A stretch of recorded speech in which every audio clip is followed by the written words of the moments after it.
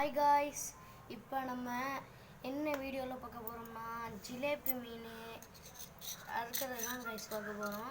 அதுக்கு நாங்கள் எந்த கத்தி இதெல்லாம் எடுக்கலை. இங்கே பாருங்கள், ஒரு கட்டை மாதிரி வச்சு அதில் ஒரு சோடா முடி அடித்து அதில் ஸ்க்ரூ உள்ளே இறக்கி வச்சுருக்கோம். இது மாதிரி நீங்களும் அடித்து பாருங்கள். இங்கே பாருங்கள், எவ்வளோ பெரிய ஜிலேபியாக இருந்தாலும்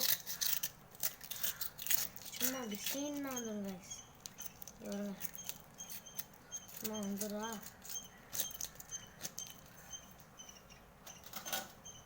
இந்த ஜிலேபி கூட அதில் தான் கைஸ் அறுத்தேன். இங்கே பாருங்கள், செதல் இல்லை.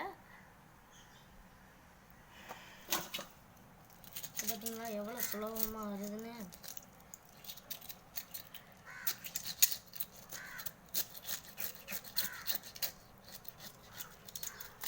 இது மாதிரி உங்கள் வீட்டில் நீங்களும் இது மாதிரி செஞ்சு வச்சுக்கோங்க.